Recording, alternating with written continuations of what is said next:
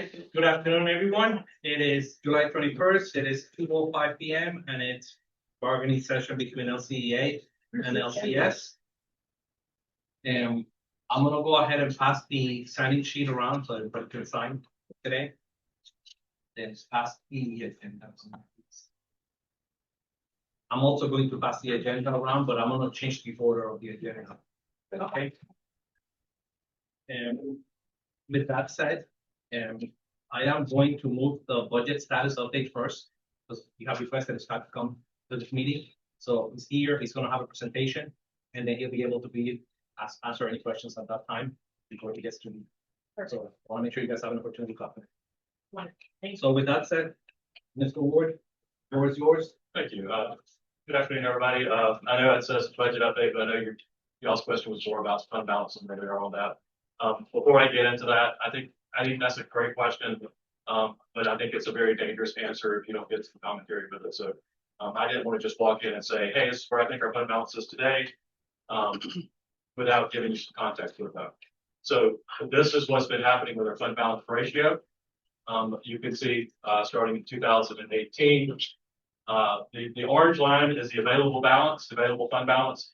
There's 5 categories of fund balance. One of them we don't use. One of them is non-spendable. That's like inventory. So you can't buy anything with inventory. The other one is restricted. This is the part that's restricted to specific state and local requirements. They're legally bound. We cannot spend them any other way. And then there's assigned and unassigned. So our available balance here is our assigned and our unassigned. We have assigned balance, which we reserve for certain things, like existing purchase orders that are outstanding, but we still have the ability to cancel those purchase orders and reissue new ones. But we show them as assigned. So we use them in the state's calculation of our fund balance ratio.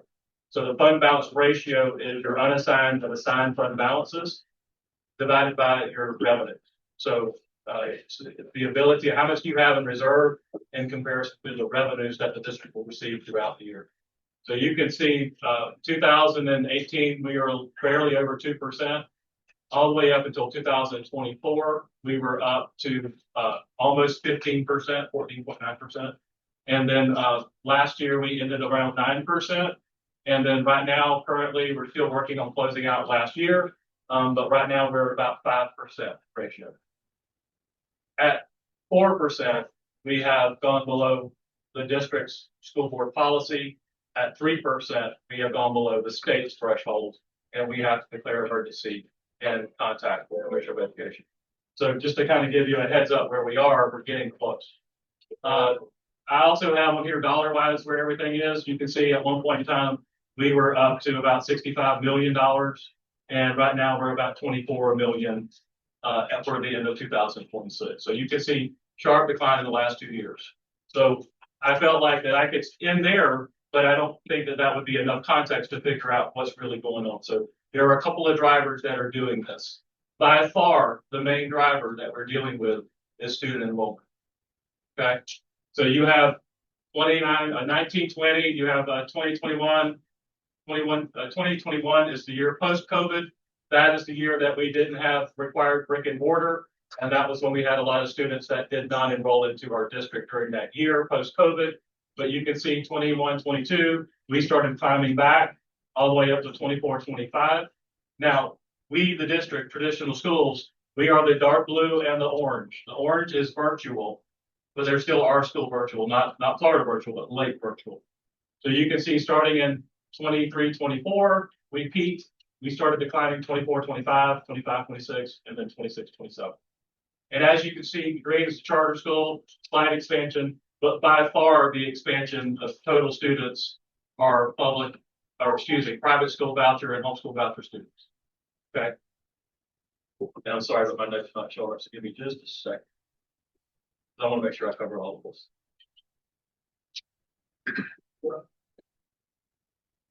So 24-25 enrollment declined 624 students for the district, resulting in a $5.4 million reduction in funding.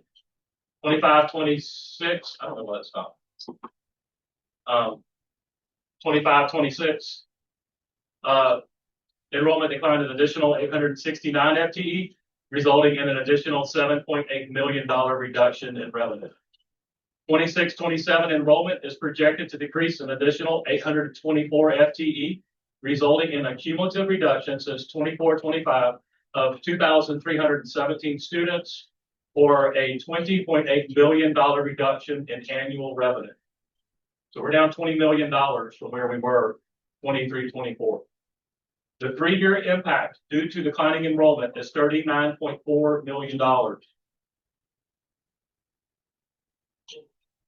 So since this start of decline from here to here, the cumulative total is $39.4 million. Is that you? Nothing. Is that why that is? No, because they're reading from a different side, so it's only percent in the slide, not anything. It's you, it's on the slide. You're percent. It's off my page. Yeah. Hold on a second. Let's see if I-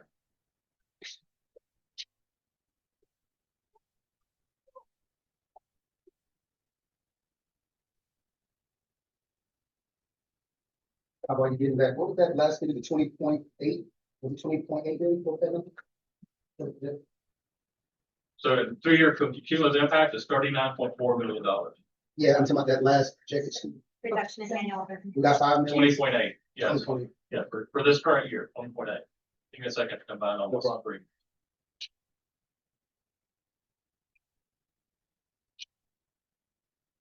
So that 2,300 number is not new decline, that's a total decline. Say that number again. You said 2,300. That is the cumulative decline since 23-24. Sorry, when you're not. That's fine. I'm gonna stay in this one so they can see the notes. So again, $39.4 million reduction. That's a $40 million reduction. So that's almost directly what's impacting our fund balance going down.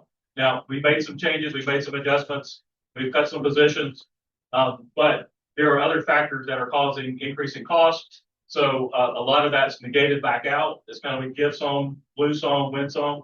But if you can see, the most contributing factor to the decline in our fund balance has been our enrollment.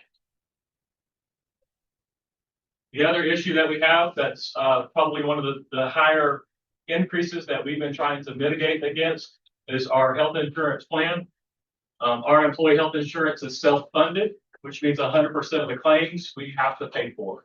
We do reinsure high cost claimants. So if you have someone that has extremely high cost, we are reinsured for that so that they will cover that. But the majority of our claims, when we go to doctors and hospitals and all of the other pharmacy and everything else, every dollar spent is a dollar that comes out of our budget. It is self-insured. As you can see from the graph, we've been experiencing $4.5 to $5 million increases each year. We have not completed the 25-26 year yet. We have all the revenues in, but we don't have all the expenditures. So I know it shows that it's a decrease, but we are not there yet. So we've got to get the rest of the expenditures in. So I see that curve going back up. So I don't know if it'll be more or less. That curve's going back up. And then for the next year, our expenses are projected to increase $67.7 million, which is that last increase right there. Every dollar that goes into this health insurance plan is a dollar that's not left on the table for anything else. Okay? So that's why health insurance has become an issue, a hot topic issue, and why we have to keep addressing it year after year. And then these are kind of the short-term things that have been impacting us the last 3 or 4 years. Pretty Gomer, Yes. just a question about that. So that 67.7 million for the fiscal year, is that the increased change amount from this year to next year, or is that the total projected The cost? total projected cost is $67.7 million. And that is employee and employer revenue covering that cost. And how much of a difference is that this year? You know? Well, so you can't go off of this year because it's not finished yet. Right, Right now, we've got 65 million, okay. but the previous year, which would be 25, is 66 million.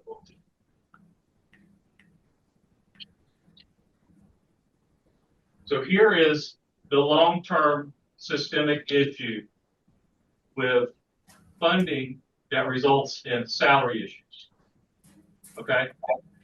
I'm going all the way back to 2023. I think that's a good year to start off with. That was prior to the first housing boom in Florida. Okay? back then, our base student allocation. So understand what the base student allocation is. The base student allocation is the base amount of funding that we receive per student. It is what the FEFP formula is built off of. There are some other funding mechanisms that are out there, but the majority of them are specific in how you can spend them. They're restricted. ESE guarantee, transportation, school safety, mental health. And by the way, all of those have requirements that cost more than the funding that the state gives us. But this is the primary driver of the funding that we have to address compensation for our district. You can see since the beginning. So when you look at this light blue line, you can see that it started dipping after the housing crisis, continued to dip all the way to 2013, began a modest increase until 2016. Our legislators flatlined it for a number of years and then began to grow it back again 2021, 22, 23, 24. And now we're back at this line here, which is about $5,500, $5,600 per student. If you start in 2003, 2004, and create what is the trend line for the BSA, it is 1.0184%, a little over 1%. So when we get asked, why can't we have 3 and 4% year raises every year?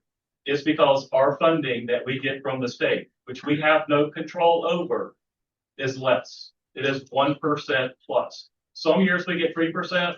In those years, we try to follow that with the BSA and put money on the table that equals that. Some years we get nothing.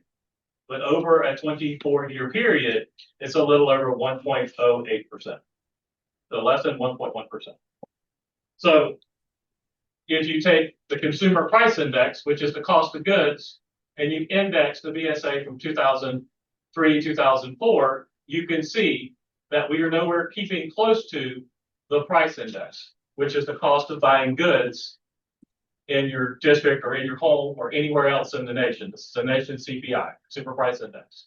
So we're not even keeping up with the cost of goods sold. Then the green line, which goes across the top, is the Employment Cost Index. That is a national employee cost index. It includes both governmental and non-governmental employees. And you can see we are far behind that in funding. So we are not being funded to keep up with the rest of the nation, either in cost of goods sold or in salaries and benefits. Okay, so you can take the difference between here, the amount we need to keep up with the cost of salaries and benefits, and where we are, $1,300 per student. When you multiply that $1,300 per student against the 35,000 students that we have in our traditional schools, you're looking at a shortfall of over $50 billion per year. So if we were being funded at a level that kept up with the national level of salaries and benefits, we would have an additional $50 million in funding for salaries that we don't have. And we have no control over that. Okay? That doesn't change. This is the BSA, but that doesn't account or adjust for any of the changes in the BSA over time, including when they rolled categoricals into there, like transportation, instruction materials, the reading allocation, classroom teacher supplies, all used to be funded outside. TSIA, teacher salary increase, used to be funded outside. Now it's inside. So all of that waters down the impact or the increase that we should have gotten to hit. All of that was funded originally in there. Also, if you'll recall, in 2022-23, we got a substantial increase in our BSA, but we also got hit with the requirement that we had a new minimum wage before everybody else in the state, and we had to go $15 per hour overnight. And I know that that didn't impact teacher salaries at all. However, the majority of our other outside of teaching, those positions, majority of those were lower level pay positions, such as our bus drivers, our TAs, our food service workers, who all overnight had to get a substantial increase, which tied up the majority of that funding. So you can see we have two issues today. One, we are not being funded anywhere near where we're supposed to be funded at, which we have no control over. That is a state level issue, not a county level issue. And we have the issue of our fund balance and our enrollment being down. So we don't have a lot of money in the bank, the front money that we don't have. We have to have more reoccurring revenue before we address reoccurring expenditures. And that's why I don't make decisions, I make recommendations. That's why I recommend that we hold off on anything other than the required TSI portion that we have to do by statute this month. Because we don't know what our enrollments are until kids come back in our seats. And we know that we don't have a lot of money in the bank to make reoccurring, we can't make reoccurring increases on because we don't have reoccurring revenues. So before I go, because I don't like to sit around forever, is there any questions that you guys have for me?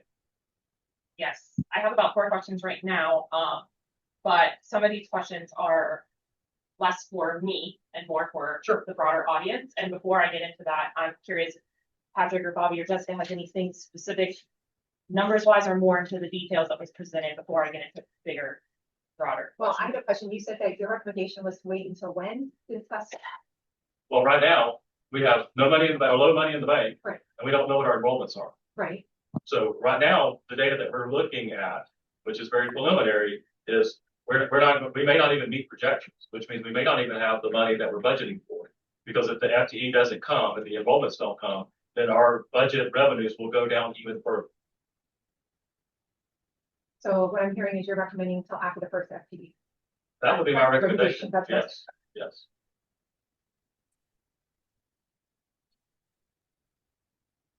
Bobby, Patrick.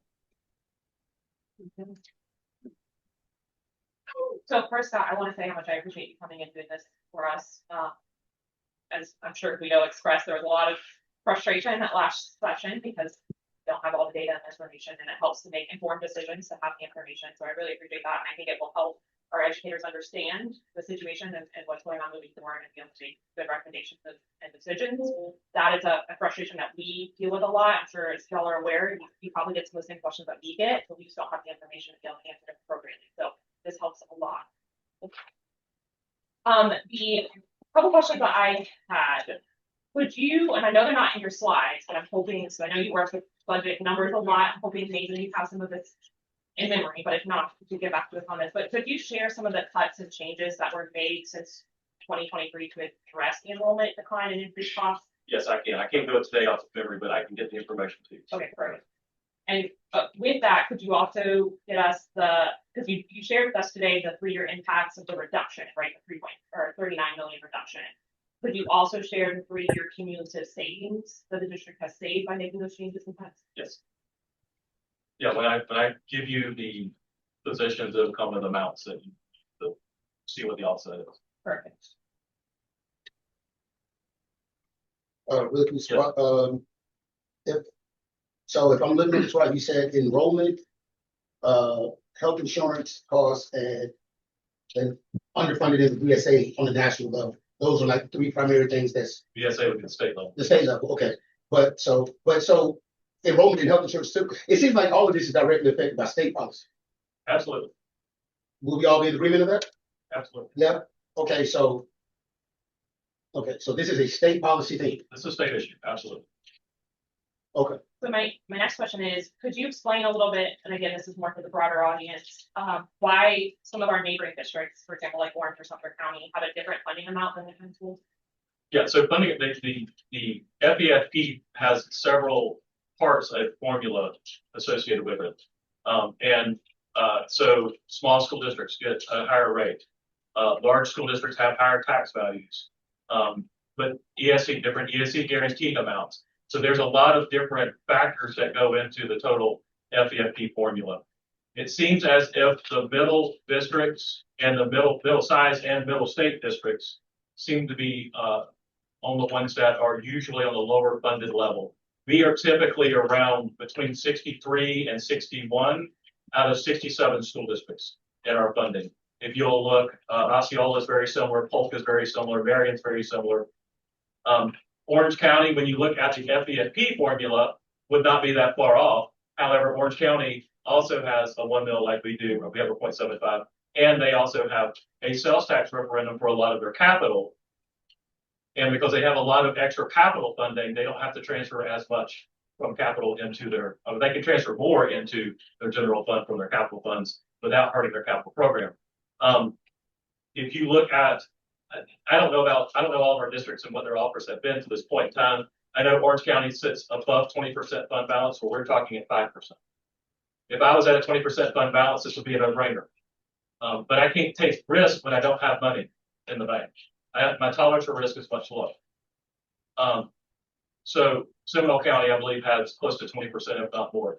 Charlotte County, which I know has settled and add money to their TSIA, was well above 15%. Suwannee County, much smaller school district, they followed suit too. They were over a 14% fund balance. So yeah, if you have a 14, 15 plus fund balance, we can continue to talk about the other compensation. But when you have limited funding and nothing in the bank to bank on, then you're going to have to wait, or you're going to take a risk to bank on it.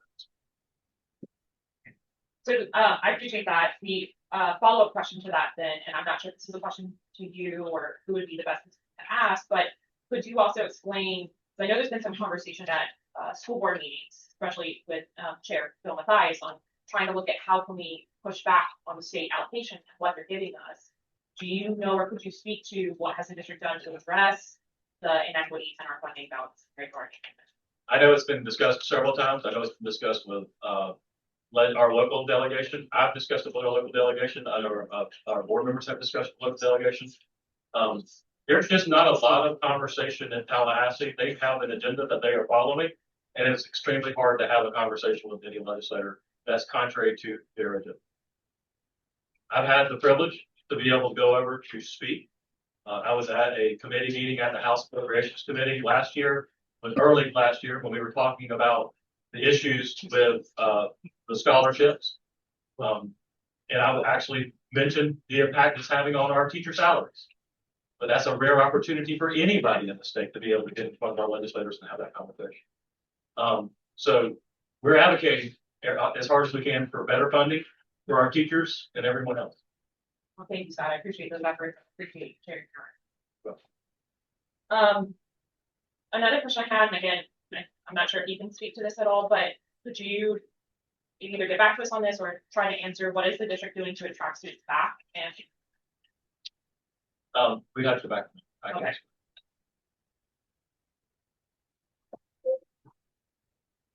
And then do you know if the duplicate enrollment is still an ongoing issue for us here in Lee? So there's still duplicate enrollment. It's not the same duplicate enrollment that we were having in the past. Okay.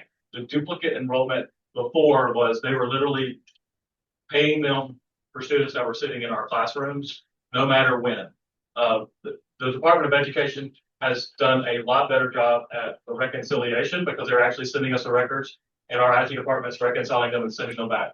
There's still a part of duplication by the way that the statute states to pay them, being the scholarship funding organizations, and that is all public schools are funded based on 2 student counts, October, February count.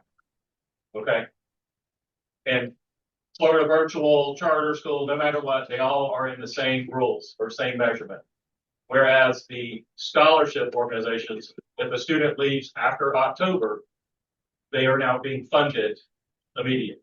So we can have them in our October count and they can leave in November, and we will not get funded for that October count because they moved and went in November. That part is not a DOE issue. That is a state legislative issue that has to be worked on between the funding mechanism of private school scholarship organizations and the funding mechanism for public schools. Thank you. That's helpful information.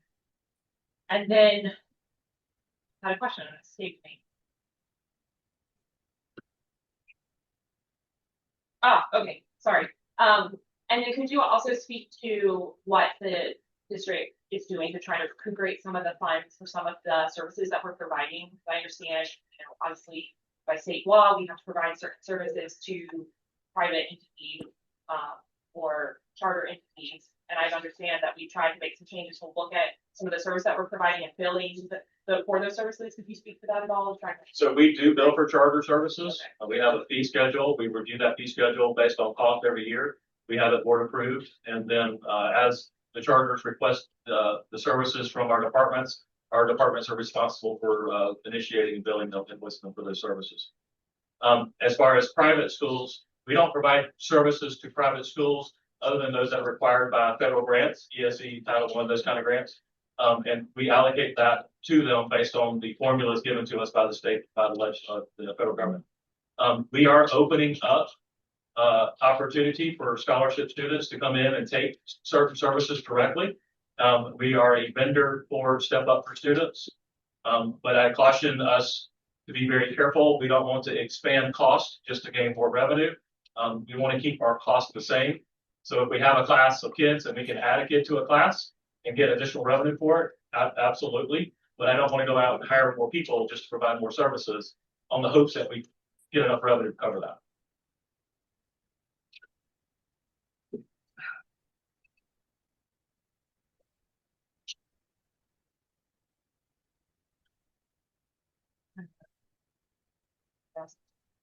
So I have a question. I know that we were hearing that, there's some staff that we have currently that are testing, private school kids to see if they qualify for ESE. Do we get anything for that?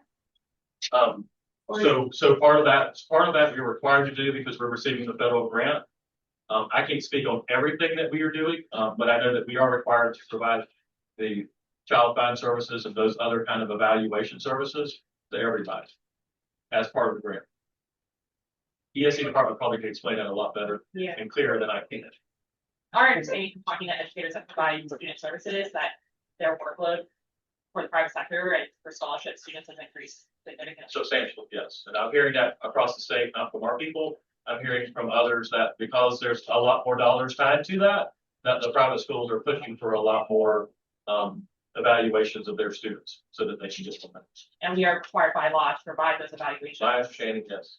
Not from our ESE department, but from the statewide conversation.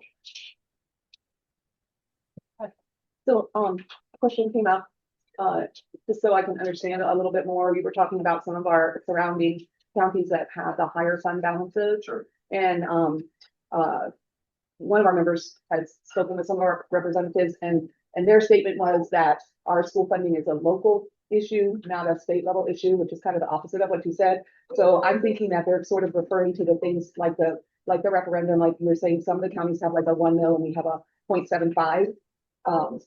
What would your response be if you heard that from us? I will tell you that the local village, the voter approved local village is definitely a helpful source of funding. Just to address the requirements of law that the state did fund properly. I will tell you that our local tax rate, our required local effort is set by the legislators.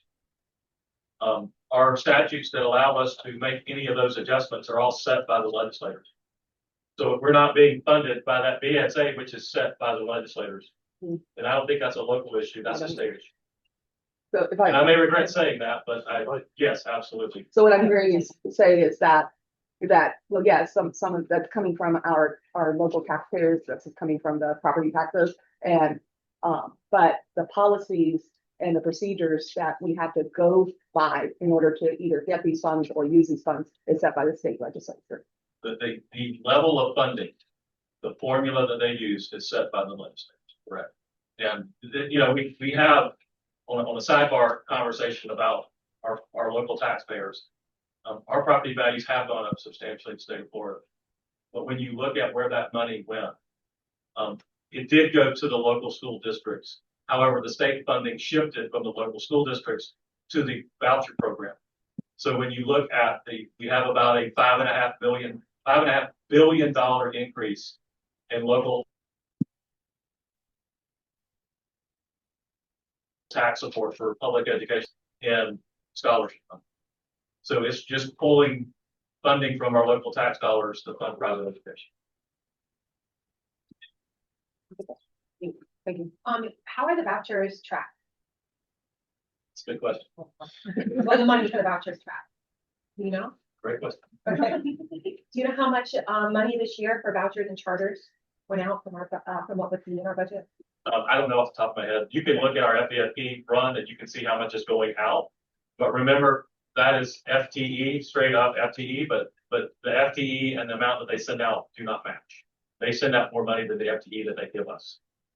And it's because of that. I spoke earlier about We have FTE in October, but then they still send money out.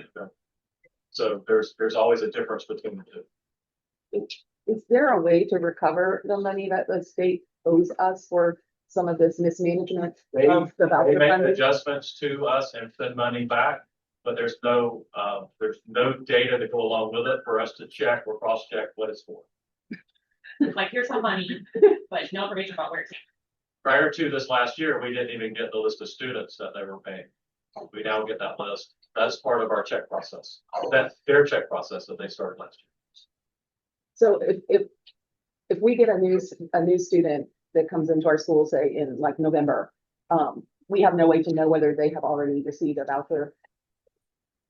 We now can, before we could not. We now can look and see where they end that first quarter payment file to the two scholarship funding organizations. We can do that now, but we could not prior to last. So because then we could build a safe. And what was happening on, parents were signing up for scholarships.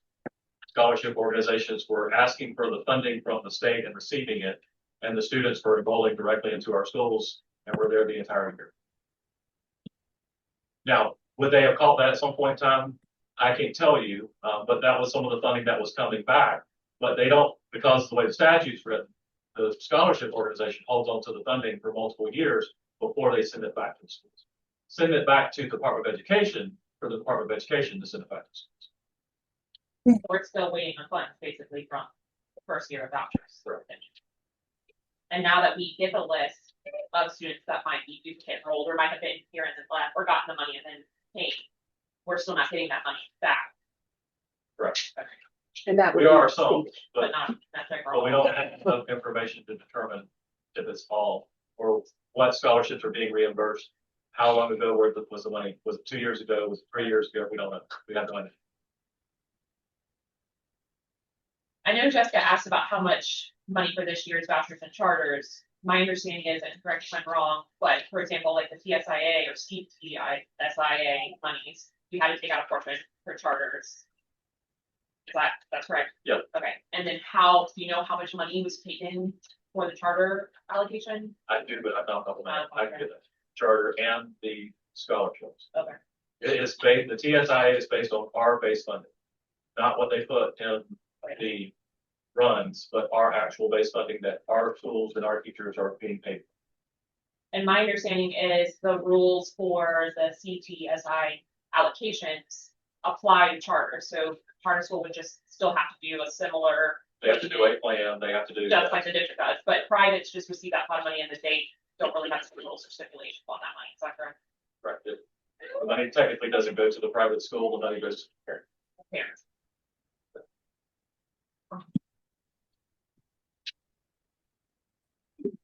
So I have a question. Lake is considered part of our district, but they're a higher education. Do they receive any of the TSAI funds? Very limited, because the majority of the funding that flows to Lake Tech is based on a handful of dual enrolled students. They have very small FTE. Most of their stuff is outside of our FDFP formula. Charter school payments, TSIA are all based on FDFP. So very little. They get very little funding, but they have to meet the same salary requirements that we do because they're part of it. Whatever portion they get, they have to submit that. They have what? They got to submit a plan. They still have to submit a plan, whatever portion they get. So their Well, plan, Technically, we include Lake Tech in our plan because they are still technically our employees. right, and that's my understanding too, because they're part of our bargaining unit, so. But they have to meet whatever we do with our TSI, they have to match it with their funding, but they don't necessarily get the funding to match. Okay, so I guess the reason I'm asking, if that's the case, then why are we putting them in our data to pay them if they're not getting any of that money?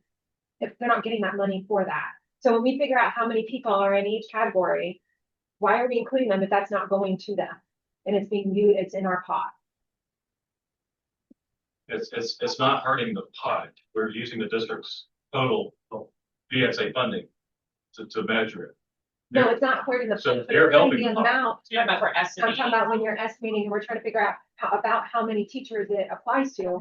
The ones that are on Lake Tech is included in that list. So shouldn't we? Are you exclude them? including Lake Tech in I on? believe I had in the account, but then what I'm addressing today in language will readjust it according to people that qualify. So I wrote new language to include your experience and with the numbers specified that you had and language that stipulates if the numbers decline, the pot increases for the bands. If the pot is smaller because of more people, then the bands decrease. I have to get to that so that I can explain it. But I will have to address late text separate on dollars because I don't know how much money they have. So when we calculate the amount per teacher, it will include late text revenue and it will include late text teaching. I will have to pull. So the problem with that is they're still part of our bargain. So we still negotiate their increases. So are you saying we then need to negotiate a separate plan for late tech? They still have to follow our plan. They still have to take their funding and match our plan. Correct. But they have So to what take- we agreed to, the MOU on this, SI would apply to late tech educators. It would just be, they would have to figure out the funding source. yes, Correct. The difference. and they've had to do that every year with And TSI. in this case, they would have to follow the same only for like for our, the 10 years that. 10 years and above, we yeah. need. Because they're Lake County employees. Correct. So it applies to them. But the funding and the impacts to teacher does not apply to them.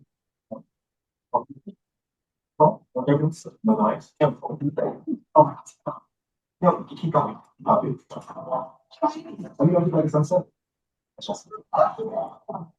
Anything else?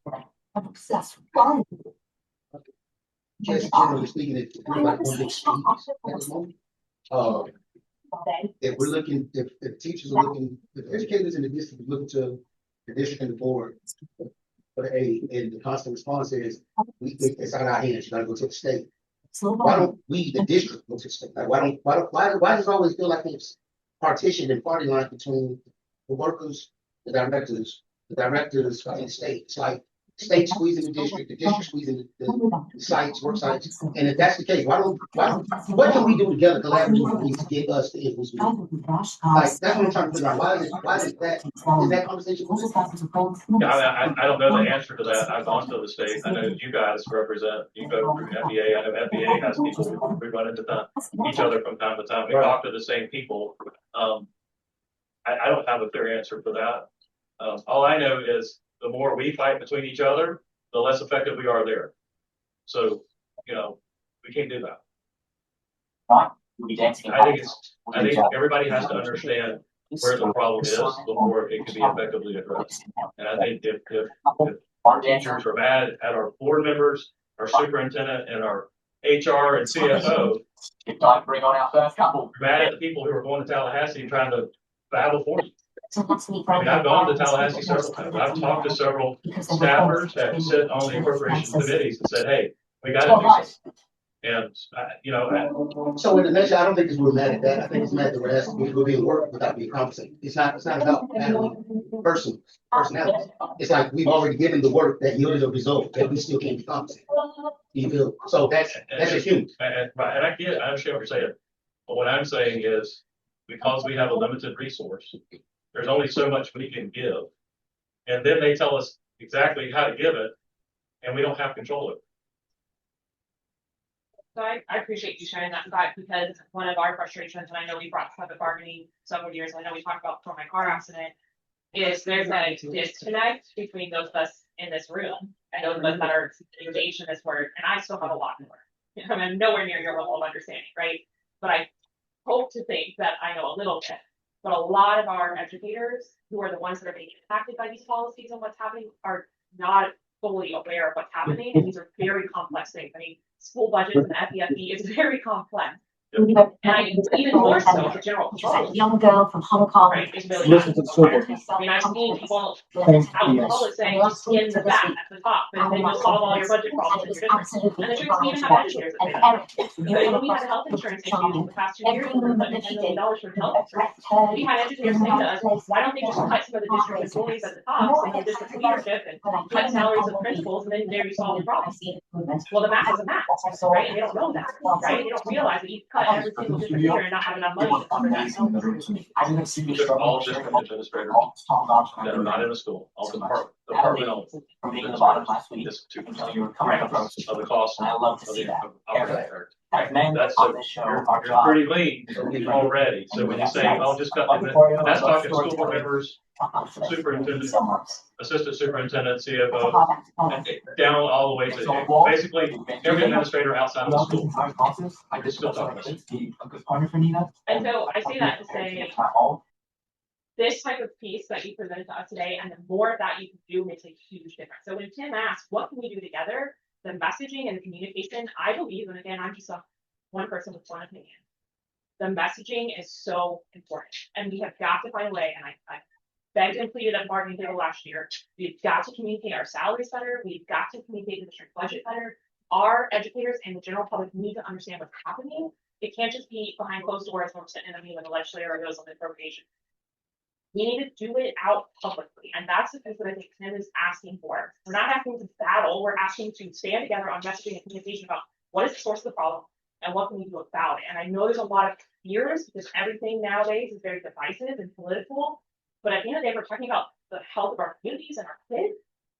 Yeah, I absolutely. feel like there's things we can do to communicate this better. So I'll be happy to go to every school and have this conversation. with I think everybody. that would be huge. That would be huge, but having maybe like some Q&A sessions or some videos or some Zoom sessions. I know we did that with health insurance, and Rob was amazing and held some of those health insurance sessions where we had members come and ask questions about health insurance. More messaging and education that we can do, the better understanding and the less nasty grams, hopefully, we will all receive from our members who don't really understand what's happening. You have to Well, we appreciate your time today, and hopefully we got all the questions out, but if anything comes up, we'll follow up with you. And I know that you're gonna get back to us on the question about the 3-year cumulative savings.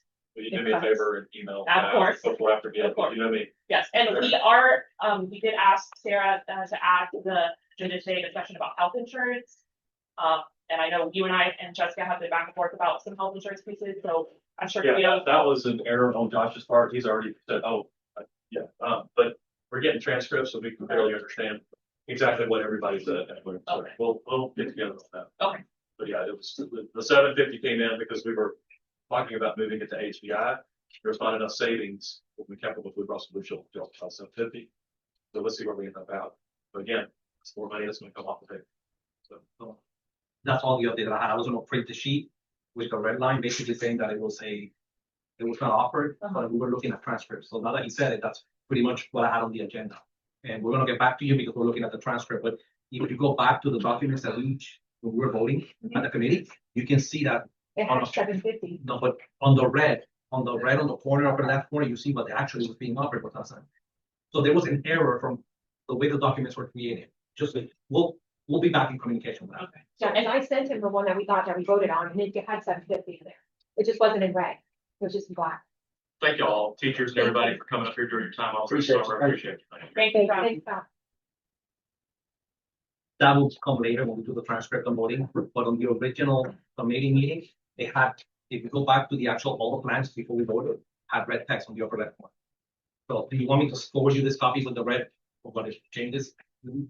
So, There's a couple more things that Oh. I'm discussing it, okay, okay. so let me pass And that. we did have questions about that, because I mean, if it was an error, like Jessica said, it was on the documents that Gallagher provided at Correct. the committee meeting Correct. and was on board docs. So what is the rules or guidelines about when the It board happens, votes on when I have an something? error on Word doc, we replace the document with the correct version and explanation, so it doesn't mean that that's it. Like, if we've had documents that have been in error before, and we just correct them. But before we make a correction, we're gonna get to the bottom line evidence of the Okay. transcript, so that's all. But I'm gonna, And with the correction, does the board have to re-vote? No. Or how does that no, work? if it's just an error, we just correct the document, it's already, they approved the committee's decision, that's what they approved. Okay. The document is just supporting evidence. Okay, so whatever the committee voted, which was option 2, I believe, if I recall correctly. I don't know that. Well, I don't want to, Yeah. let's wait for the transcript. Okay, What I wanted to discuss on the form that you provided is that there's a couple of things that we needed to make note. The deductibles that are there are for in-network. The co-pays and co-insurance that are there are for in-network. The office visits is reference to the primary care physician office visit. And the pharmacy generic and the pharmacy preferred, that's the amount for a 30-day supply. It's a different amount if it's 60 or 90. Okay, so I wanted to address that if you were using those numbers. I do have one question though, because, for HPI, it doesn't matter if it's Right. network or out of network. Correct, but you had all 3 plans, so we will have to address it. Okay, so we'll put a line, we'll do something under, HPI specifically to say Correct, that. we will have to address it per plan. Yeah, So with that said, this is not final, obviously, we're still coming back to it. So I know that, as Mr. Ward said, we're reviewing the transcript to make sure that we have the correct information. So for HPI only, it's in there. Yeah, it's both in. Yeah. there. Yeah. Correct, but I believe for the other plans it's different. Yeah, it Yes. is for the other two. So So those are little notes. Yeah, so we can put, actually, we can put it in the titles. Yes. And that is something that we need to make sure it was noted if you were going to do something. Yeah. I also think adding the 30-day supply is helpful there too. There's a lot of confusion about that for the prescription benefits. Again, I don't Can know, we add the 60 and 90-day prices too? I have no idea what that would be something that. Yeah. Well, we have a meeting with them on Thursday, so we. Perfect, so ask them that Yeah. question, they'll be the ones to Yeah. tell you exactly I'm what. gonna put this way on the page. Yeah, we'll put it this way, so it's more room. Was that part of your health insurance discussion? This was, but we did have something else. Want to talk about that now or after? If you want to, that we can at least finish with health and then. Okay. I'll take whatever information you have, because I'm not sure if I'll be able to answer it. Okay, so that's something that's coming around. Okay. I'm trying to remember the timeline because a lot has happened in the past 3 weeks. But I know you and I had a phone call and we had talked about the contract language for health benefits and anything to the health Yeah, benefits. I think benefits was in communication with you to get you that information. So I was gonna share that we had talked about when the healthcare plans were gonna be on the board docs. That was approved on 7/13, I wanna say. We had reached out to benefits about meeting about what is the benefit communication gonna look like. There's some updates about the website and the benefits packet. Bobby, I believe, met with Mr. Suber the week after 4th of July. Okay. When she was meeting with Mr. Suber, we were under the impression that Bobby would see all that messaging communication, but she did not. Okay. And then this week, one of our members actually found on the district website the new benefits packet information, which we had not been communicated that information was even up yet. All we had was basically the one pager that we created from Word docs. So what is being passed out now is contract language that we agreed to about messaging and communication about health insurance benefits. And Scott Ward spoke to this too, about how health insurance has become an ongoing issue, not only in our districts, but really nationwide and statewide. And one of the main drivers of this contract language was making sure that educators were, and really all employees, because it's an all employees health plan, not just instructional staff, were communicated with about the changes. So I just wanted to kind of reiterate, and we're going to reiterate this again on Thursday when we meet with Mr. Suber and Marisol of benefits, that ideally, based off the contract language, it should be 10 days prior, right? Or 10 days after any change. And so our concern now is we are less than 7 days from open enrollment, and there hasn't really been much communication about the health insurance plans. And I looked at last year's, and it looked like last year's actually went out in district email 3 days before open enrollment. So we know health insurance is becoming an increasing challenge for folks to pay for and an increasing cut in their salary. So I think we can just get some messaging out as soon as possible. Well, I will be here today and we'll see Mr. Okay. Ward first thing tomorrow morning. That would be great. Okay, to see what we can do immediately. That would be great. Okay. Anything else on that? I thought you would get that information. I was under that impression, so obviously. And I don't, what's kind of confusing is they already put it out on the district website, I'll- the 26, 27. I just really happened to click on it yesterday. Yeah. I'm like, oh. And it's not, but it hasn't been emailed out to everybody. The only thing we've gotten is a save the date or open enrollment. Open date, save the And date. it was yesterday. Is it? Yeah, it was yesterday. Found it I found it. yesterday. I don't know why only put it on Friday, but I had to click on it yesterday. Oh, 26, 27 It is up there wasn't now. there a couple weeks ago, because I did look then, because I thought maybe I missed it, but. Again, we will be getting back to you. Sounds good. And I apologize, I was not aware that you were coming to the table today with changes on what you presented. Well, because you wanted the bands. So I thought you were gonna email that to us. So when I saw your. And I said, but then I started writing it and then making sure that all the language, and then I started reviewing our notes. I needed to add language to guarantee that all funds will be used. Okay, we also worked on. So do you wanna see, which one do you wanna? Well, see? maybe We can get theirs and Yeah. ours. And then we'll do our listening increases. We can maybe. Which give it at the same time? Then I'll work on. Let's do one. Let's just pass mine and then I'll show you what I did. Okay. So, yeah, this, that's all. Mr. Fraser, would you like to come sit closer with us? Want to take shots? Well, you're welcome to join. Now that you're all. The AC is broken. Oh. Oh, no. Halfway, so I probably don't do that. I think it's gonna be a problem, but it's a gray middle. I'm going to public school now. Yes. Our school may be old, but our AC is working right now. I'm telling you. all that matters.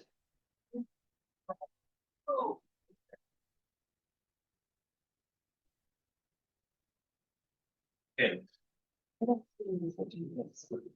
so to make things, I'm gonna go explaining all this MOU.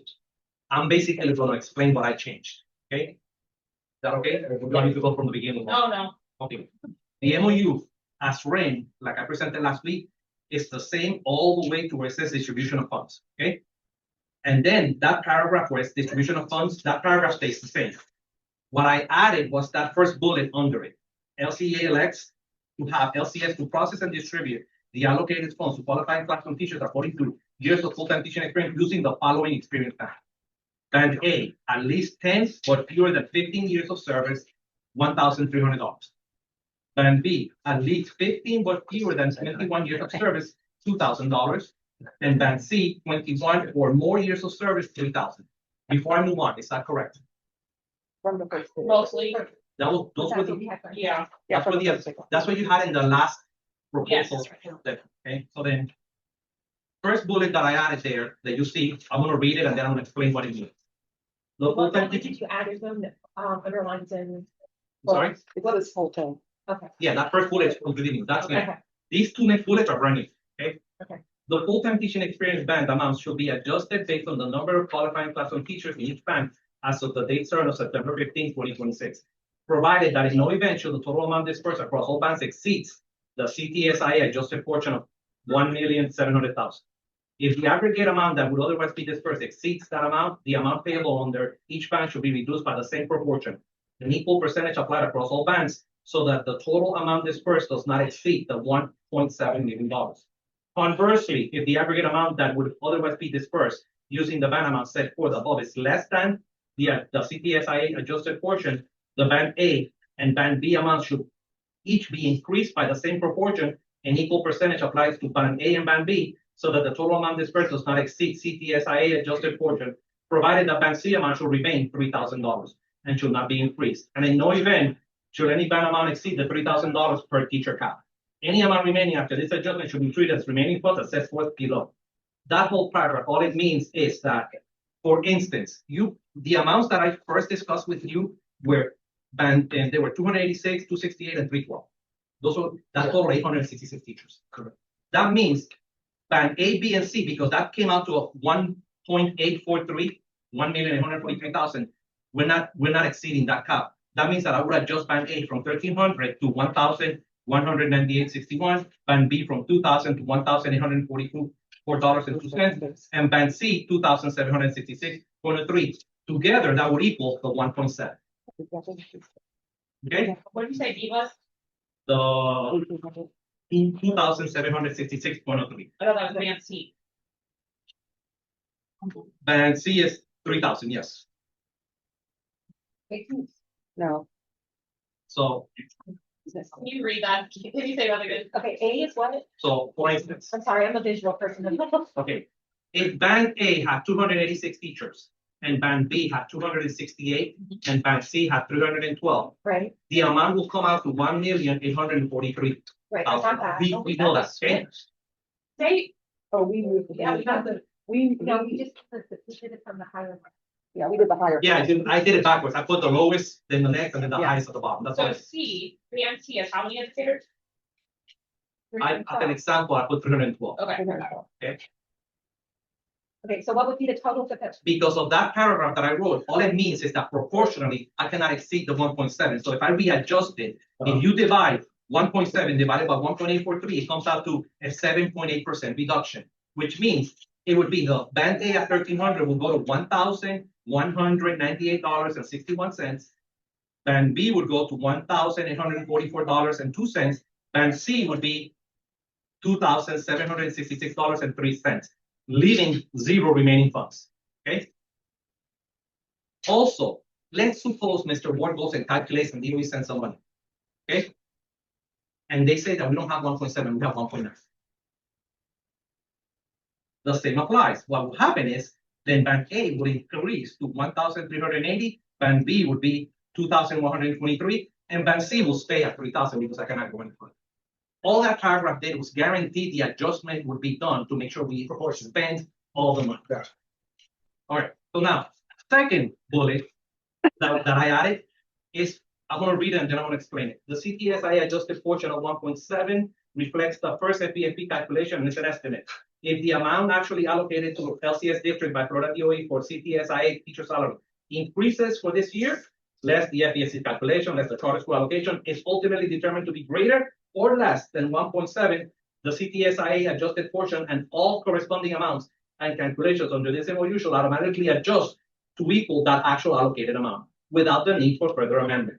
The experience band amount should then be adjusted in the manner described above so that the total amount dispersed does not exceed the actual CTSIA adjusted portion, subject to the per teacher cap and the treatment of remaining funds set forth herein. The parties intend that this MOU be processed given full effect in accordance with the actual allocation, whether CTSIA is more or less than the amount stated. All I'm saying in there is that we will follow the MOU with whatever allocation we get. If it's 1.9, 1.8, 1.7, whatever it is, we're just gonna follow it. So we were talking about Lake Tech earlier, so that I can understand this. So the That would be it. If let's say they don't have enough funds to pay those amounts, that is a Lake Tech issue that they need to provide funds. So- That would be, it would affect the teachers. So that's what I'm saying is like, let's say in that 312 number of the top band, 5 teachers were Lake Tech teachers. So that money would not come out of the 1.7. That's what that's what. Whatever small portion they get allocated Uh-huh. will be from that 1.7, but to pay them the up to 3,000, they will have to put the rest. So they don't get, So they're only gonna get a small portion at 1.7. The charter school will get a small That's what we portion. meant. Correct. That's all. But we're still, their teacher will get whatever amounts in the same, no matter what. right, the teacher will get that. Mhm. But what I'm asking is how does that affect the one, so, because we're saying 3,000 towards the 1.7, coming out of the 1.7. Correct. They're But you're employees of the saying county. that not all of their 3,000 comes out of the 1.7 because they get funding. No, another- what Mr. Ward was saying is their funding is different. So they get not all of it. It's like 100% funding for a regular FTE at a regular school. Mhm, So what would happen is they still get some FTE. mhm. That portion that they get will be used to cover their teachers, but they're gonna have to meet up the rest to pay. So if they have somebody that's like a 0.4 Yeah, they're over gonna- there, they will get 0.4 of $3,000. And then the other, that's what I'm trying to understand. Correct. So then the other 0.6, they would have to come They will up have to with provide it because to they're equal the 3,000 to that teacher. Correct. But only the 0.4 will come out of their the funding. regular Regular, public school. because they get funding. We have to provide them whatever their allocation is. So what Okay. about so my next question is, what about the money that they're not getting? What happens to that money? Is that gonna be added to the calculation to the other teachers? You know, So, No, so, this is only applies to any teacher who's a classroom teacher by job code. no, I okay, so understand I that. know how to figure that out though, because if they're only a 0.4, they don't count as one. So if you look at 312, okay, they're not a 1.0, they're just a 0.4, so. You're speaking about budget and Yeah. budget has nothing to do with this. Regardless of whatever allocation portion they get, we're gonna pay their teachers if they No, meet that criteria. I understand that. That's not what I'm trying to say. What I'm trying to say is, if in our numbers, we're counting them. Okay, so if they have 5 teachers on here that are getting the 3,000, that's $15,000, but they only are getting a Let's say half quarter of that. of the allocation. What about that leftover money that they're not getting? What happens to that? They money? have to come up with that money from No, their. no, no. What happens to the money that are included in this? So in other words, if you look at the 1.7 and every time you pay a teacher 3,000, it comes out of it, right? But their teacher might only get 1,000 of that. So there would be So 2,000 maybe, that's maybe still left over for the other teachers that are Right, in that let's phrase band it of that. the 1.7 was for the traditional schools. I have to double check with Mr. Ward to see if the portion from Lake Tech was put in that number. And if it is, great, it's coming from the same pot. If it's not, we're gonna add it. No matter what, they're gonna get their portion. The teacher will get their portion. And the reason that I wrote the second bullet is to make sure that whatever the correct allocation is, we will follow through the MOU accordingly. So because Lake Tech is a charter, it would be part of that charter plot. It's Correct. pulled So then away that amount essentially would be adding it into the 1.7 so that so if from that charter. Yeah. 200,000 was coming over, then it would It be, will be that, but again, Okay. I will have to check to see when he gave me that amount, Okay. whether that amount included the Lake Tech. So Yeah. basically what you're saying is when we figure out the numbers in September, you're not gonna include Lake Tech in these numbers for this. Because they wouldn't be getting any of the 1.7. And even if. Or I put their pot, Or I you put their pot into the either way. 1.7. Either way, it comes out. Yeah, the but if same. you put their pot in and it's not, but that's the thing, you can't put their pot in because their pot isn't gonna pay for the whole 3,000. No, They're but gonna have part to- of it comes from out. They're gonna have to come up with the difference to add it to the pot. They have to. So if we, when we get into the nitty gritty of this, could you just indicate like this amount is for the Lake Tech folks? Correct. If you wanna know that information, we can get you that information, but I will not only put the low amount, I will have to put the whole pot. They Right, will have to supplement that amount. Okay, They have to put it in their budget. that makes sense. Does that make sense? Yes. I understand what you're saying. I I just have, wanna make sure that we are budgeting, that we are spending the money that if we're counting, $3,000 for all these teachers out of this pot of money, then it's all coming out of this pot of money. If we're not accounting for it for this pot of money, then it should be counted for this pot of money, that rest of that money should be. so let me put it to you this way. But- All the traditional schools pot of money would be this amount. The charter schools have a different pot, Right, but they're employees of Lake County Schools. Their pot might be smaller. They have to supplement it to make sure they. yes, I get that. so we just mentioned that, this is the charter cost. Yes, Yes, That would be. that- correct. Okay, So then the third bullet, no changes. It's the same third bullet that I had in the original MOU, notwithstanding the foregoing, the salary increase provided to an individual or group teacher under this allocation should not exceed 3,000. And then the last bullet in that section, I added the last sentence. If the school district has any funds remaining after providing the salary increases, the school district must use these funds to provide salary increases to instructional personnel or for increased costs related to personnel compensation. I got that from the law, but regardless, because I have a bullet at the top that says that I'm gonna guarantee spending the funds on salary increases, there should not be any conflict. The rest of the agreement is the same. So So when would so like when everything's an estimate, when is it not an estimate for the amount? Like when is the pot finalized? we have an allocation. I just have to get with Mr. Ward, and DOA doesn't release the funds to us until we have a plan agreed on, ratified and board approved, then they submit the fund. Once we Okay, guarantee, but that would be so that's the count number. that's the cap number based on the preliminary budget report that is. so are you saying? So after so based on, I'm trying to figure this out. So after we approve the plan, they give us a number. And that's our allocation. It's But then- 1.7.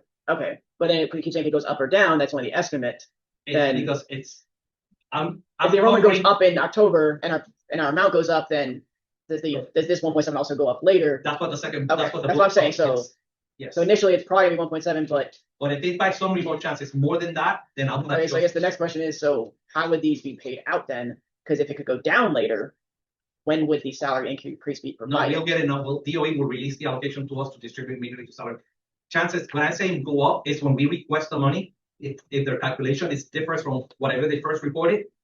That's what I mean, you'll have the final amount by the time I disperse, When That's is, when does the district receive the funds? once they get an approved plan in their hands, So after October first, basically, or basically. And then we'll process it immediately, retro from the beginning of the contract through whenever we process, and then the rest spread out, just like performance pay. what's the turnaround typically between when you submit the plan, when the district receives funds? For sure. Once they get the template that we submit to them with the approved plan, they go ahead and the way that I understand it is that finance will get that communication to request the funds, and typically they'll get the funds so we can start processing. So is it like a week turnaround, like 2 weeks? Exact days, I will have to ask him exact days. I do know that I read on the guidance that the DOE will not release funds to any district until they have an approved and ratified plan submitted to the state. Which I understand that, I guess. I was just wondering, what is the turnaround between when we give the district or give the state the plan versus when they actually give it out? So my goal is, once we send the plan to them and it's ratified, I'll start testing them until they tell me that we got the funds. For us in HR, it's very easy for us to process immediately. But you wouldn't process until you receive funds, Until I right? receive the So funds. it could be mid-October before you receive the funds. Could be, potentially it could be, or it could be that I send them the update by August like they want. And then by October 1st, I finalize the plan and the funds will be released immediately. Well, I mean, no matter what, you wouldn't be able to process the funds until after September 15th, right? So even if we agreed to something today, it's the plan, I couldn't do anything until you ratify.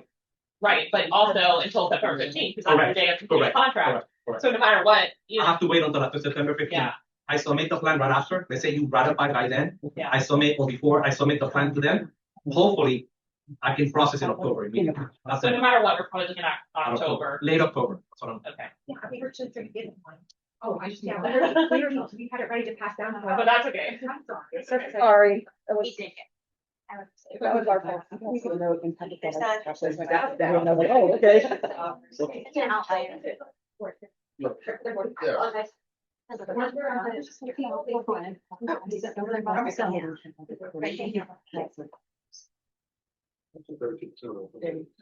what was being passed out is our, changes and adjustments based off last bargaining session. And I just wanted to reiterate, both sides of the negotiation table has been put in a very difficult situation, and I know we both know that. I know, unfortunately for both myself and you, we've had a challenging experience as chief negotiators, jumping into things. But our intent is to bargain in good faith. Our intent is to present a plan that makes sense based on the data that we're given, to make sure that we present a plan that makes sense financially for the district. And we heard what you had presented at the table last time and tried to come up with a plan that we feel like both sides can agree on. And so we've added some language that we feel is necessary and needed to be able to move forward with a proposal that our educators and instructional staff can stomach, as well as the district. So you're going to see bold and underlined are this language that we've added, and then red and struck through the language that we've removed. There are a couple typos that we're going to point out. So just keep your eye for that, and we'll make sure we point out those typos as they come up. And then a couple questions that we're going to ask for your clarification on, because again, we're not human resources, so we have a couple questions for human resources and payroll purposes. So that being said, I'm going to turn it over to Jessica as well as Bobby and Patrick to kind of explain the new language here. Okay, so we added the purpose and background, and this is for clarification for our educators to know exactly by law, this is where the money has to be sent. So that's why we did that. So the provisions of this agreement are governed by state laws and Florida Department of Education guidance regarding the use of classroom teacher salary increase allocations, TSIA funds. The board and the association enter this agreement under those limits. The following information provides the basis of this agreement. The Florida legislation allocates TSIA funds for the 26-27 school year. These funds are restricted by state law and Department of Education guidance. The board and the association may use these funds only as permitted by the state of Florida. State law limits TSIA eligibility to classroom teachers as defined by statute who have at least 10 years of verified full-time teaching experience in Florida public school and who meet all the other state eligibility requirements. Teachers who are not classroom teachers are defined by statute or who do not have the required Florida public school teaching experience are not eligible for these funds, even if they are otherwise certified, experienced, or employed in instructional roles. Because of these state-imposed restrictions, approximately 2/3 of the district's teachers are not eligible to receive any portion of the 26-27 CTSIA funds. This exclusion results from the state eligibility criteria. The board and the association do not have the authority to expand eligibility or use CTSIA funds for teachers who are not classroom teachers as defined by the statute or who otherwise do not qualify under the state law or DOE guidance. Accordingly, the parties that enter into this agreement to distribute the available CTSIA funds to eligible teachers, ensuring the funds are used as required by law, and create a clear record of how the funds were allocated and why many educators were excluded from this allocation. I wanted to make sure that our educators realize this was state legislation and not the board or the union making these requirements. So that's why we added all that. We did add to your first bullet the total amount, including the fringe rate. That was the amount that Scott Ward presented at our last meeting that he was here. And then we added the fourth bullet. CTSI funds may only be distributed to classroom teachers who were employed by LCS for the 25-26 school year and meet all other eligibility requirements. LCS qualified employees on leave who return from leave during the 25-26 school year will receive a or 26-27, sorry. Yeah. And will receive a prorated portion of the CTSIA salary increase. We added the next bullet. This adjustment creates a permanent reoccurring salary increase for educators who meet all eligibility requirements applied for 26-27 CTSIA growth funds only. The terms of the MOU do not apply to educators who become eligible in the future years unless the negotiation is required by, and we want to cross out future, and then that and just the statute. All right, The wrong letters there. Yeah. So we apologize. So required by future, By statute, By statute. future fine. statute. just by statute. And then under the distribution of funds, we cross out where LCA shall have the full discretion all the way through full-time teaching experience. And then we added distribution is based on the years of Florida public teaching experience, identified the number of instructional employees in each experience band to include the most recent year of experience prior to the current school year. And we did 10 to 14, 0.44 supplement factor, 15 to 20, 0.66 supplementary factor, and then 21 plus would be a 1 supplementary factor. It's essentially the same Supplement. calculation you did, but in a different way. No, but it's a factor. It should say supplement, it just says same factor. Yeah, It should be, so yeah. cross off the word supplement. Sorry.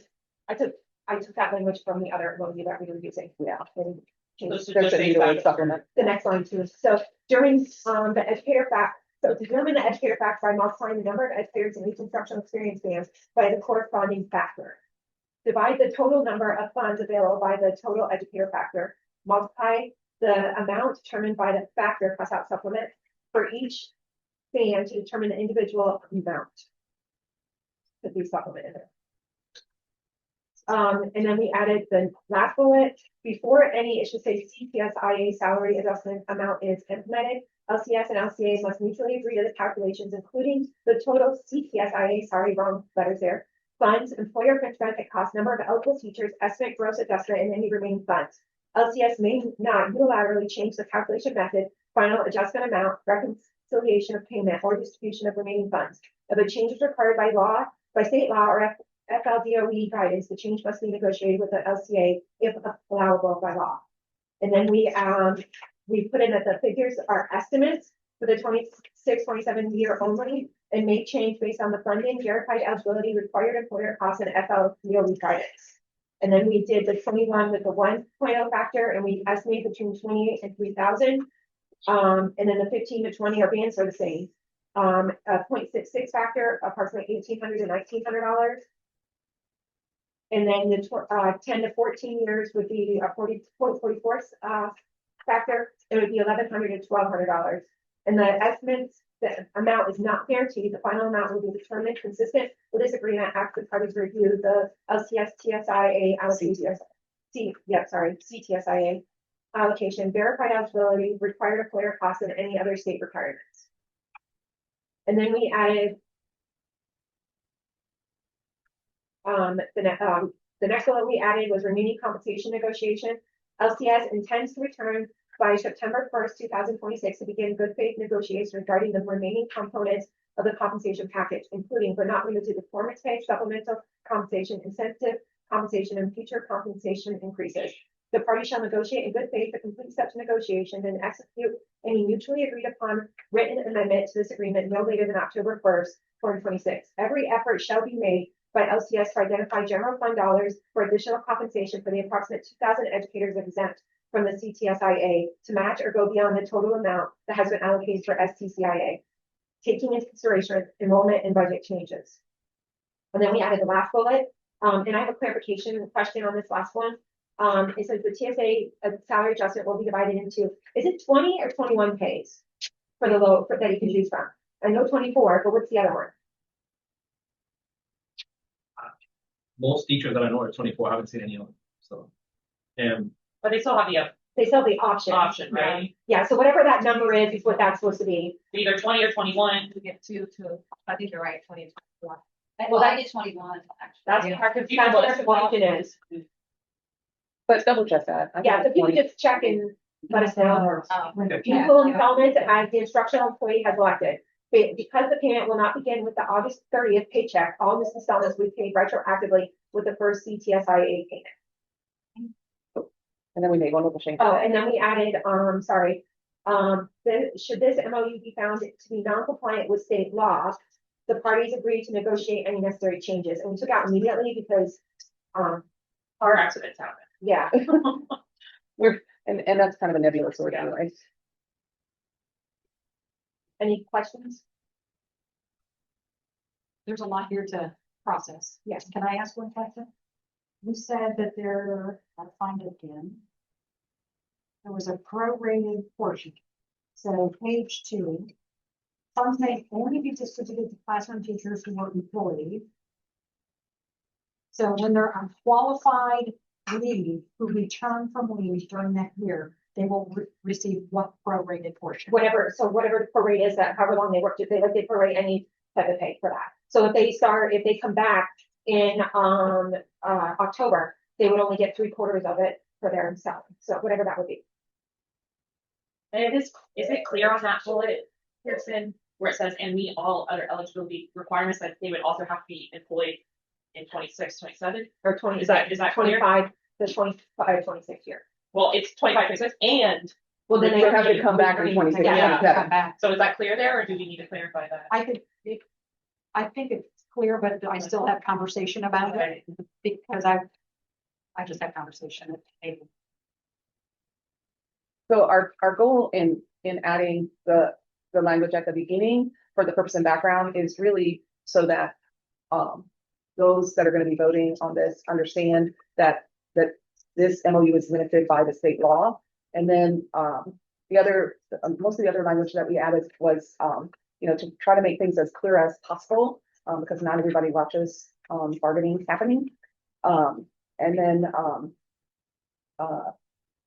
we wanted to have something where people could kind of have an idea of what the amount would be. So the table is just an estimate there for that. And then at the very end on the last page, because everyone in our bargaining unit gets to vote on this MOU, we want to be a little more explicit about the fact that this is not the end of compensation bargaining. You did have it in the one that you gave us, but we really wanted to make it as clear as possible that both LCS and LCA are committed to finding something for every educator.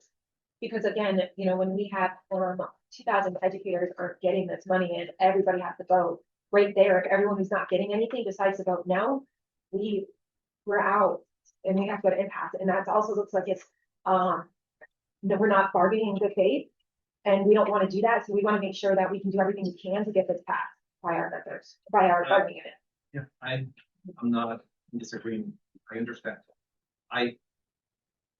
My only concern, and I'm gonna voice it, is it's hard enough for employees to understand factors. I'm gonna be honest.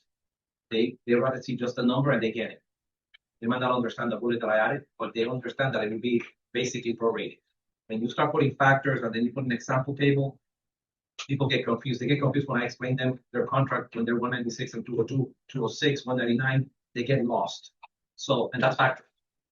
So I just don't know. At some of the other language, like at first glance, I have to first read it through a couple of times and it looks like we are there. Okay. My only concern is the factor. Okay. So. Well, and to your point, that was our fear, like with what you had put for the bands, when you had put, B and A at least 10, but fewer than 15, 1,300. We're putting a number in there. And that was our fear of putting like a solid number, because people are going to see, oh, 1,300, I'm supposed to make 1,300. And so that's why we try to create this range where potentially you can make anywhere between 2,800 and 3,000, depending upon what the numbers end up. So we're trying to give room for, okay, this is what you might expect, but don't expect just 300 or 3,000. In all honesty, the numbers should be 1,200, 1,850, and 2,750. That would guarantee a number. And it will leave probably, depending on the people that qualify, it might leave a few thousands off, but it would be a solid number that they will get. So if I'm hearing what you're saying, it was interesting when you were giving us your calculations. It was pretty much right in line with what we were seeing. Could we put in a sample? We say this is a sample of what the amounts might. Yeah, part of the sample, like I'd rather not put samples on the MOU, I'd rather just put samples on communication. Okay, then that would be fair. Yeah. Well, that would be fair, but when you put bands, like I only put the 1,300 and the 2,000 just because that's what those are numbers that you provided to me, and those are the ones that you looked like you wanted to see on the document, so I did. But when you do the math, it has to be Adjusted. proportionally adjusted. So when you look at it, if it's the same 866 employees based on last year's positions that they had, that they rolled over to the same position, it would be those amounts that I said, about 1,200, 1,850, and 2,750. So that is for that, but I know that there's people that shifted positions and roles. So I do not know exactly what that qualifying number would be until we pull data on September 15th. So that's where I'm at. And the other communication piece that I also want to share, another reason why we put the range is the state of Florida has put out that 3,000 number. So now educators are latching on to that 3,000 number. So our belief is that it's going to be problematic if they don't see that there's a potential to reach that 3,000. Right. So if we just put 2,750 down, they're going to say, well, what happened to the 3,000? I thought I was guaranteed 3,000. So that's again another reason why we want the range. So even if this isn't in the MOU, but it's in communication, I think that there is value in including a range. I think our band thinking, What? Oh, the year ban, the yes. year band thinking Yes. is an MOU. Well, I The think he amount noted of it that is. It is. It is. So I'm just saying not with the amount. Okay. Yeah, and I didn't put 14, I put less than 15 because people will argue, well, it runs up to 15 or it runs up. Right. So that's why I wrote it the way that I wrote it, Yeah. guaranteed. No, I like that. We've already got clarification. questions about that as, are you rounding or not rounding? I like that. Going with whatever the state and whatever the formula is for experience. So Can I ask you another question about coding again? I just want to make sure I heard you correctly for clarification. If somebody's coded, where they're a half coach, for instance, and half teacher, you're gonna fund them so that they would get it as if they were under teacher, correct? they are funded in a job code that has a classroom position. Uh-huh. So yes, they will qualify. Even though they're only half. Yes, I'm not going to the roster level So, because I don't know what have a way. If I'm gonna be verifying teachers that are presently teaching, I don't have a way of verifying teachers that have 10 years of experience in the class. No, we don't. So the only way that I can keep it fair is I don't verify that. That's how I can keep it fair. okay, so my next question is, if that's the case, to help those teachers that are in that job code that doesn't necessarily align with it, is there any way that the codes can be adjusted where you are coding them for a half position as a teacher and a half position as that other one, so that they get that? So I'm gonna tell you 3 different points that I have an issue with that, okay? Point number 1, the more people that are qualified, the less money they get. That's the first one. They're not gonna get the 3,000 because you're gonna have to readjust. You're gonna have so many people qualifying, but the pot still stays the same. Do we So- know how many? I'm just curious. It's how many 300, it's about 300 people right now that we're looking at that don't That have 10 qualify. plus years and don't have. And that's the problem, they have the 10 years and they don't But it can qualify. be potentially more than that, okay? It can be potentially more. So I have those pieces that are there. So let's take that aside. Budget wise, allocations are allocated to a school based on different grants, general funds. Literacy coaches, for instance, we get reading dollars, okay? If I move a literacy coach to a classroom position, I cannot use reading dollars to fund that position. What if that's why I'm saying you code them half and half. So like, for instance, if her and I are teaching, I'm a literacy coach and she's a classroom teacher, you code me for half literacy coach and half teacher and her But for that's the not other. what's happening. I'm actually circumventing the system and I'm unethically doing something wrong. Because that teacher's not being a literacy coach. So you're asking me to do something that's not happening true in school. So Problem is that's happening. I'm not going to be voting to, same thing with a teacher that wants to be a program specialist, that wants to be a classroom teacher, but they're on an extended day contract. If I move them to classroom, they lose salary. They're asking for a demotion for them to qualify for money, so they only get the difference. I already talked to someone and explained that scenario to that person, and if they are, and that's where factors come into play, because a contract spread out into 24 paychecks goes by number of days. A teacher, classroom teacher is 196. Every ESC school specialist is 199. Every program specialist, some of them are 199, some of them are 202, some of them are 206. Those extra days are additionally to their salary, and it's calculated like that. So if they are teaching a class and I move them to classroom, they lose pay. But how would you do the half and half scenario in that case? They will have 2 assignments. One will be classroom, one will be program specialist. If the funding is general funds, then I don't have an issue. I can place them both in general funds. But then the extra 10 days that they lose on the one contract is less salary. So So they're they lose losing, half of the difference. they're losing half of the extra days? Half of the extra days, yes, correct. In a 10-day person. See, again, it's fact, like, teachers don't see that, they don't understand Well, that. this is one of the reasons why we keep asking to put extra days in the allocation committee and in the contract. Because it's It like has- this ghost thing that we don't, It has nothing to do with the extra days, it has to do with a contract gets divided into amount of days, your salary gets divided into number of days. Your daily rate gets multiplied by every day that you work 7.5 hours. I hate to say it, it's basic math. So if I reduce somebody to a classroom position, I'm taking away salary. right, but for us to negotiate in good faith, you need to understand that information. We don't have that information. It's not laid out anywhere for us. So that's what I'm talking about. We really need clear transparency on those extra days. Who's So- receiving them, how many? In the, Teachers know who's receiving extra days. They know their position. Yeah, they get an email, my understanding, they get an email every year about what those extra days look like, Correct. And they know that they're getting paid for extra days. which is not letting the bargaining unit know and the negotiators know what those days look like. That's a direct email to the direct employee, which is problematic on multiple levels. So you want a sheet that tells you what positions have number of days? Yes, Please and write how that many down. days. Okay, that's fine. So if a position is actually split, so like at our school, we have a coordinator position that is split between two people, and then both people are teaching, then on the books, they should both be, have half of the day as the coordinator and half of the day as. Yeah, I'm telling you, I can explain that, but I need names so that I can see, because Mhm. funding drives the position. But is there Budget anything that preference. precludes splitting a position? Is there anything in funding that precludes splitting a position? Yeah, if I don't have general fund dollars to split that position with somebody else, I can. And correct me if I'm wrong, Mr. Pritchard, we, with Title I, I think it is, if it, for some of the coaches, they had to have one person to be split. I remember that. Correct. So there are some limitations on some positions. Funding Okay. limits me what I can do. Okay. That's what I was asking. And that's the hard part of it. I wish I can say that there's an easy way that I can classify everybody's classroom, but And what I'm hearing is it could be inconsistent. In other words, like some things are Title I, you can't split, but some things that are general fund, you. there's some that I can that are general fund, yes, but there's some that I can, like AP, some are funded through AP funds. There is ACE is another one, it's a similar one. There's several funding that provides that position. Yeah, but So this year, I mean, this year though, even at the teacher level, you guys divide up to the high school teacher pay was divvied out by the ACE and AP level. Like I was 0.18 AP funded. You were a unique one. I looked at yours.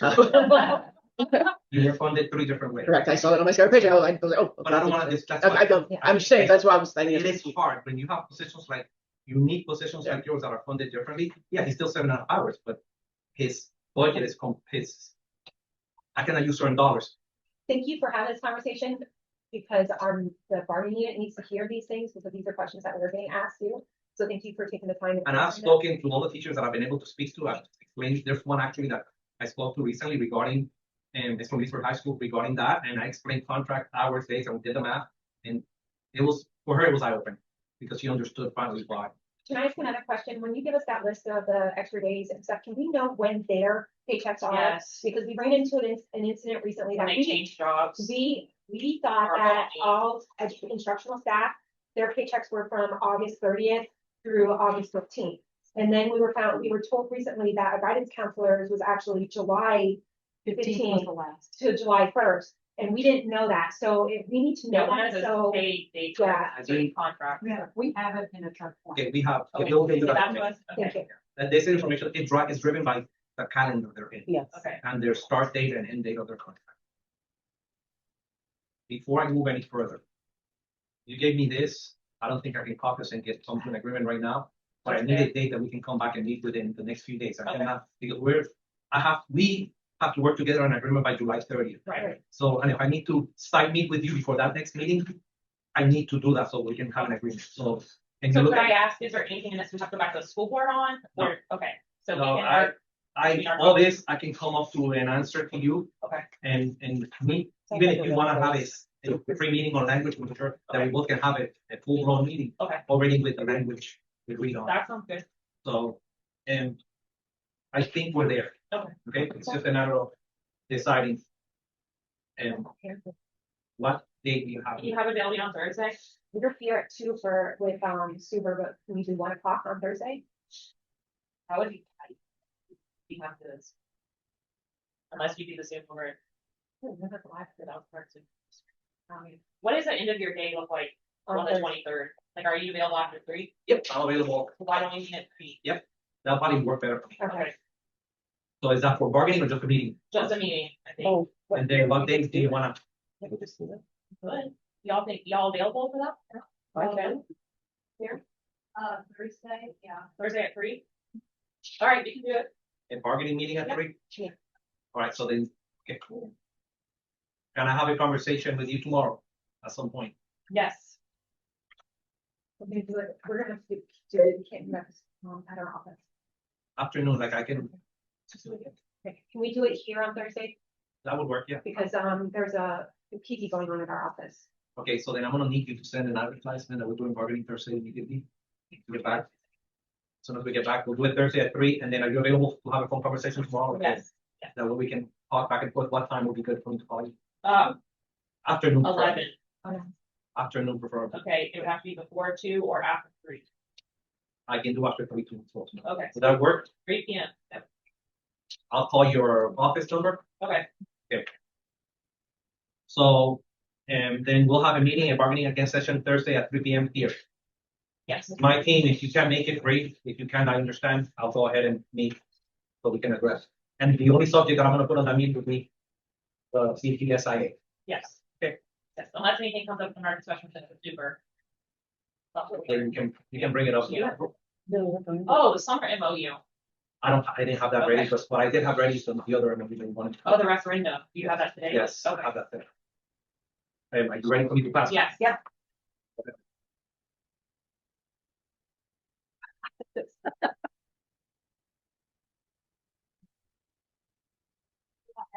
Yes. put it in your binder. We do.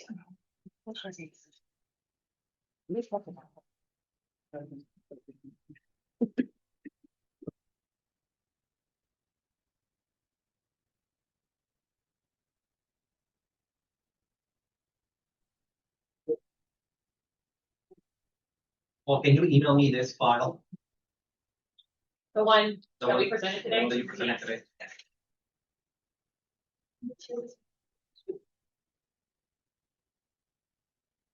Mr. Fisher, can you find your number?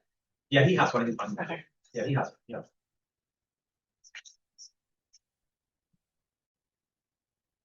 All right, so let me first start, before I start reading, do you want to look at it first for a few minutes before I start, or Yes. let me give you a few minutes?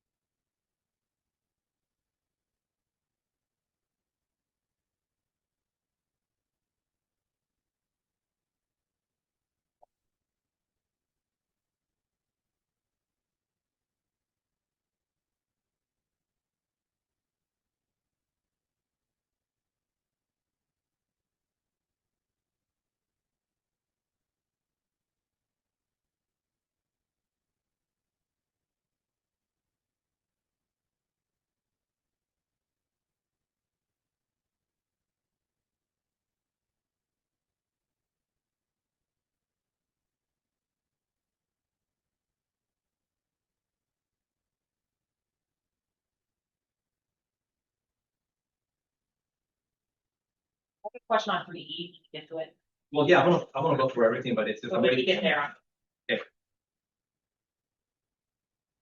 3, what, B? 3E, E, okay. it has to do with the payroll question, that about patient.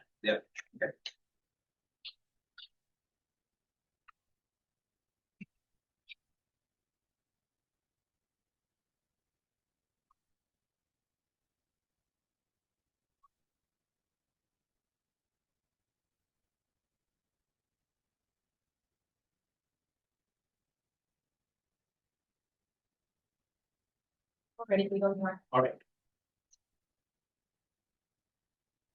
I want you to correct me if I'm wrong with what I'm gonna start saying. I believe you wanted a minutes referendum to start sharing information out with parties, right? Yes, Our largest concern district-wide is basically putting dollar amounts of money when we don't even know if we're gonna get it or we have it.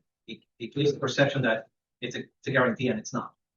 So some of the language that's been stricken of this MOU does not reflect necessarily that we disagree, but that is something that we want to discuss when and if the MOU passes, the referendum passes. So it shows a lot of red crossed out, but that's why I'm replacing it with that statement. Okay, it's not that we're not in complete agreement, or there is a lot of good in this, but at this time we're not ready to discuss certain parts. Now, as far as the first section, do you want me to go through the whole thing or just read the changes? that's the change, So we added the word instructional at the first one on the first page. And then on number 1, we added the word instructional there because that's something you have requested to do. Because this only refers, the referendum only refers to instructional salary increases. It doesn't refer to any other employment. Okay, then at this time, we're not agreeing that number two, the 80% of the total, that portion, we're not in agreement. And the letter A, HLCS instructional bargaining employees should receive no less. We're not discussing anything regarding any type of number in compensation. The letter B, we crossed out 26, 27 because if approved during this school year, we start getting funds on the following school year. So we might need to come back to that section and be more specific with the timing and the dates, but that's why we crossed 26, 27. Okay. Letter C, the payment is a supplement of the employee's base pay. We crossed out the and shall be treated as salary. Base pay is salary. And letter E, the supplement paid out in the two payments a year. The first payment will be paid out by the last paycheck in December, and the second by the last paycheck in June. What was the question? So are all of our instructional employees getting like a June 30th paycheck, or some of them their last paycheck June 15th? There's a cleanup, right? It all depends on the position of the calendar period. I have to check on that. Okay, because that's why I'm asking that, because if the last paycheck in June is We June say the 30th, first and one. not everybody is getting the June 30th paycheck. But that means that we process, and on the last check that we process the close out of the year, we send that check out to all. So let me double check that. Okay, I can double check that. Okay. Make a question on that for instruction. Yes. Number 4, the appropriate portion of the fund should be held for a cost associated, and then we add it with current fringe rate because the rate changes every year. The portion that we block there is because it talks about your supplement factor and the table, and we rather discuss that when and if it's approved. We'll come back to the table and negotiate how you wanna, if this is the way we want to agree. Okay, so that's why we cross from A to E. On number 6, the parties should convene annually to review this agreement and negotiate the millage instructional employee salary supplement with consideration for years of service. That's the language we wanted to put in there because that's telling you that we're willing to look at years of service. And the parties agree to return to the table if we crossed the 1 because the only portion of the millage that's used for salary increase is a quarter for compensation of instructional employees. So whatever that portion generates is what we will be discussing for salary. And number at the back, contingencies, since I changed that to the quarter, it changes to a quarter millage, and then the revenue of that quarter millage, if I recall correctly, Mr. Ward gave you an estimate of about 10 million when we presented what it would generate at the first meeting that he held. Yeah. So that we just corrected the 40 refers to the Whole knowledge. the Yeah. 0.75, the 2 quarters. And then the superintendent will establish the Citizens Oversight Committee, and that language refers to an organization being part of the Citizens Committee. I mean, I want you to have input. That's a discussion that we have at that time. When the superintendent starts setting up that committee, you can have that conversation and then give something. so we could maybe agree to some language that says LCA will be able to have representation on the committee. Instead of it being 2 set seats, it could just be, We're willing to discuss it at that time. okay. Wait, I'm not like, I don't want to put language that says an organization. The whole purpose of an Well, the oversight, bargaining unit, but that's, no, but it's a Citizens Oversight Committee on the funds. and we are citizens that have. I understand, and that's what I'm saying. negotiated. You can have input to discuss that with the superintendent for that committee to be, so that there's some representation. okay, But I think there needs to be some kind of language in here that says that though, because otherwise it's up for interpretation of whether we have say in that or not. Well, at this time, we're not agreeing with putting that language in. I did also have a question on number 2 on the first page. Okay. Could you speak to why the language of the 80% will be allowed to salary supplements and then 20% for insurance was crossed out?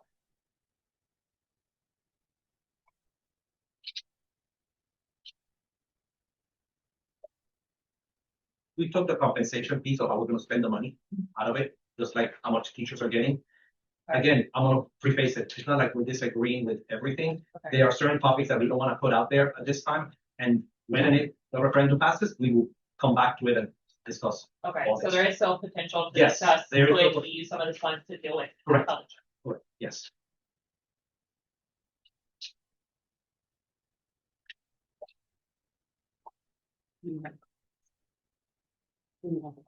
And I can send you that Word document back. That would be You have- great. You send you the one that I have. with Yeah, the with the rest? changes. Okay, Yeah, that would be perfect. great.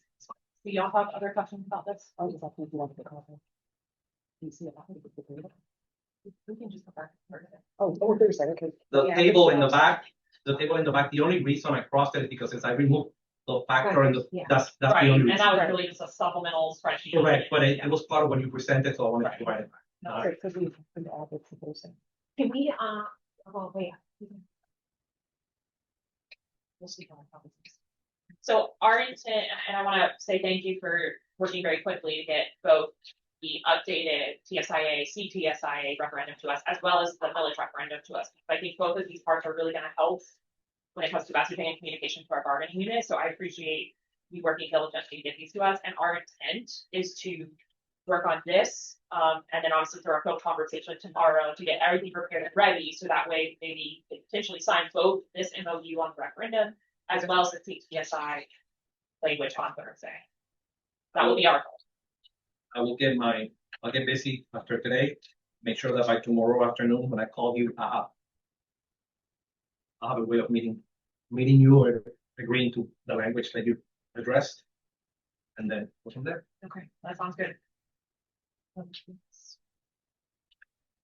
I will add, if you don't mind, I would rather after Thursday, then in the future in August meetings, then I'll bring the MOU for summer, I'll be ready for that, along with what the other topics that we have.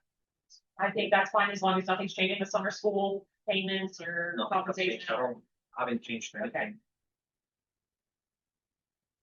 There's nothing that I'm aware that's changing. Summer school is driven by budget and depending, third grade is always third grade.